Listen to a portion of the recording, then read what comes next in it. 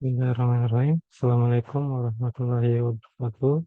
Kenalkan, nama saya Jumali S manajemen dari Prodi Manajemen. Ini saya akan mereview suatu kasus krisis keuangan Asia tahun 1990 sampai 1998.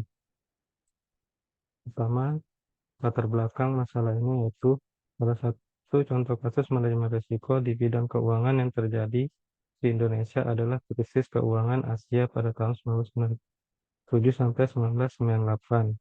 Krisis keuangan ini mempengaruhi banyak negara di Asia termasuk Indonesia dan memberikan pelajaran berharga tentang pentingnya manajemen risiko dalam industri keuangan. Ada dua penyebab yaitu satu, mata uang tidak tetap, dua, pertumbuhan ekonomi cepat. Nah, kasus ini dipicu oleh oleh dua macam, yaitu satu, devaluasi mata uang, di mana mata uang beberapa negara Asia termasuk Thai Baht, Filipina Peso, dan rupiah Indonesia mengalami devaluasi yang signifikan terhadap dolar Amerika Serikat. Dua, ketidakseimbangan ekonomi, yaitu secara pembayaran yang tidak seimbang sehingga defisit anggaran dan utang luar negeri yang tinggi menjadi masalah serius. Tiga, kronologi kasus ini yaitu pertama, satu, pada Juli 1997, krisis dimulai dengan devaluasi Baht Thailand di pasar keuangan regional guncang. Yang kedua, November 1997, krisis meluas ke Filipina, Malaysia, Indonesia, dan negara-negara lainnya yang ada di Asia. Terus Desember 1997 sampai Januari 1998, pemerintah Indonesia mengumumkan kebijakan deregulasi dan devaluasi rupiah. Tetapi hal ini sudah terlambat dan membuat krisis semakin parah. Terus dampak ekonomi dan keuangan. Yang pertama, krisis perbankan di mana banyak bank mengalami kesulitan keuangan dan kemungkinan mengalami kebangkrutan. Dua, pertumbuhan ekonomi menyusut. Hal ini disebabkan karena adanya kontraksi ekonomi yang terjadi secara drastis di berbagai negara yang menyebabkan terjadinya resesi. Tiga, krisis sosial di mana menyebabkan meningkatnya angka pengangguran dan ketidakstabilan sosial. Terus di sini ada tanggapan pemerintah dan lembaga internasional. Yang pertama itu bantuan IMF berupa finansial dari Dana Moneter Internasional dan lembaga keuangan internasional lainnya diberikan untuk membantu negara-negara yang terdampak. Kedua, reformasi struktural di mana pemerintah diminta untuk melaksanakan reformasi ekonomi, struktural, dan kebijakan yang mendukung pemulihan. Selanjutnya ini pembelajaran pasca krisis, di mana satu, strengthening financial system, yaitu di mana banyak negara Asia meningkatkan regulasi dan pengawasan terhadap sektor keuangan negara masing-masing. Dua, diverifikasi ekonomi, yaitu upaya untuk mengurangi ketergantungan pada sektor-sektor tertentu.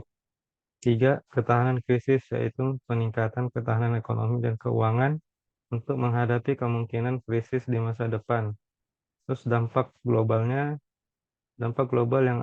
yang ada itu efek domino, yaitu krisis ini memiliki dampak global yang mempengaruhi pasar keuangan internasional dan mengajarkan pelajaran tentang keterkaitan ekonomi global. Selanjutnya, sumber resiko krisis keuangan Asia 1997-1998. Terdapat beberapa sumber resiko, yaitu satu, mata uang tidak tetap yang bersumber dari kebijakan mata uang tidak tetap atau mata uang terapresiasi terhadap dolar saat tekanan ekonomi global meningkat dan mata uang lokal mengalami devaluasi tajam. Dua, tingginya utang asing, di mana banyak perusahaan dan pemerintah bergantung pada utang asing untuk mendanai proyek-proyek dan kebutuhan fiskal. Tiga, ketidakseimbangan neraca pembayaran, di mana defisit neraca pembayaran yang tinggi sedangkan pendapatan rendah. Empat, resiko kredit dan perbankan, di mana kredit yang tidak terkelola dengan baik dan pengelolaan resiko kredit yang lemah di sektor perbankan.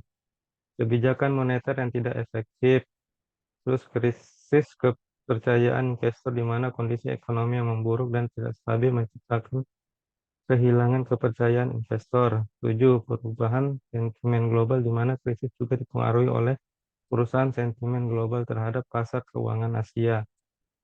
Terus cara mendeteksi dan tindakan koreksi dan pencegahannya. Yang pertama, kebijakan mata uang dan kurs valuta asing. Cara pencegahannya dengan menerapkan kebijakan yang seimbang terkait kurs mata uang dan memastikan adopsi sistem nilai tukar yang sesuai dengan kondisi ekonomi. Sedangkan cara koreksi yaitu melakukan intervensi pasar jika diperlukan dan memastikan ketahanan terhadap tekanan mata uang. 2. Manajemen utang. Pencegahannya menjaga keseimbangan antara utang dalam negeri dan luar negeri serta berhati-hati dalam mengelola beban utang. Cara mengoreksinya dengan cara menerapkan strategi restrukturisasi utang, memonitor profil risiko utang dan memastikan keberlanjutan pembayaran. 3. Pengelolaan neraca pembayaran. Pencegahannya dengan membangun cadangan devisa yang cukup dan mengurangi ketergantungan pada impor. Cara mengoreksinya dengan mengembangkan kebijakan ekspor yang kuat dan mengurangi defisit neraca pembayaran melalui stimulus ekonomi yang baik. 4. Penguatan kebijakan regulator pengawasan. Cara pencegahannya memperkuat lembaga-lembaga pengawasan dan regulator keuangan. Sedangkan cara mengoreksinya dengan meningkatkan kapasitas dan independen lembaga pengawas serta menegakkan aturan dan peraturan dengan tegas. 5. Peningkatan transparansi dan komunikasi. Cara pencegahannya dengan meningkatkan transparansi dalam pelaporan keuangan dan kebijakan pemerintah.